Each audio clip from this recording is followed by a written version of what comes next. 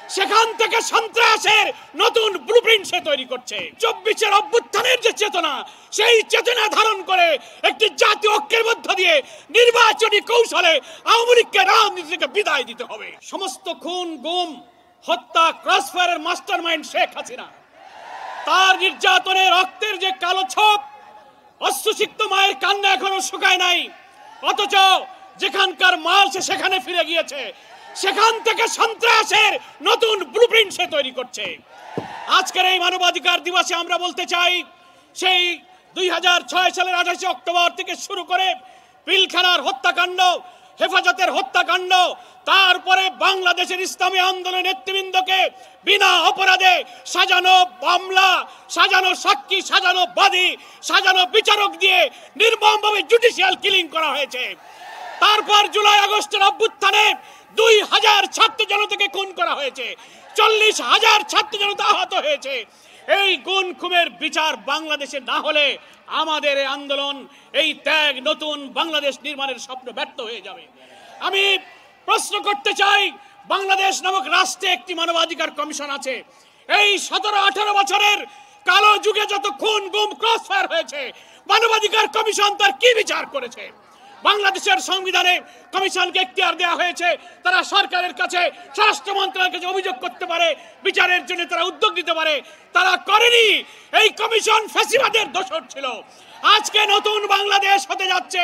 আমরা মনে করি আমাদের এই ফ্যাসিবাদ থেকে মুক্তি পেতে গেলে, আমাদের নতুন বাংলাদেশ নির্মাণের জন্য আমাদের প্রাণের সন্তানের যে জীবন দিয়েছে, সেই রক্তের দায় শোধ করতে গেলে আগামী জাতীয় নির্বাচনের পূর্বে আমাদের এই 24-এর অভ্যুত্থানের যে চেতনা, সেই চেতনা ধারণ করে একটি জাতীয় ঐক্যের মধ্য দিয়ে নির্বাচনী কৌশলে আওয়ামী লীগকে রাজনীতি থেকে বিদায় দিতে হবে। প্রিয় ভাইরা আমার, আজকে বাংলাদেশের মানুষ বর্তমান সরকারের অর্থাৎ অন্তর্বর্তীকালীন সরকারের প্রধান উপদেষ্টা ডক্টর মোহাম্মদ ইউনূসের ডাকে সাড়া দিয়ে গত 4 তারিখে দেশ এবং দুনিয়াকে আমার জাতীয় ঐক্যের প্রমাণ দিয়েছি। আমরা সরকারকে বলতে চাই, সরকারের অভ্যন্তরে, প্রশাসনে, judiciary, civil administration, police administration, every sector of our society, যেখানে ফ্যাসিবাদের দোসররা আজও ঘাপটি মেরে বসে আছে, এদের থেকে প্রশাসনকে পরিচ্ছন্ন না করলে অবাধ নির্বাচন হতে পারে না। সেই জন্য আপনারা শক্ত হন, দৃঢ় হন, ঝুঁকি গ্রহণ করুন।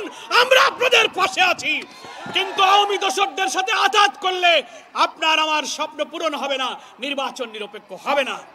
সেই জন্য হাজার শহীদের রক্তের দায় শোধ করার জন্য আসুন নতুন একটি বাংলাদেশ নির্মাণ করে আমাদের এমন বাংলাদেশ আমরা চাই, যেখানে গণতন্ত্র, ভোটাধিকার, মানবিক মূল্যবোধ, সাম্য, সামাজিক সুবিচার, নিরন্ন মানুষের দুঃখ কষ্ট, অনাহারী বস্ত্রহীনের কান্না থাকবে না, ইনসাফপূর্ণ সমৃদ্ধ বাংলাদেশ হবে। সেই বাংলাদেশ যদি আমরা প্রতিষ্ঠা করতে পারি, তাহলেই 24-এর গণ অভ্যুত্থানের ত্যাগ আমাদের সার্থক হবে।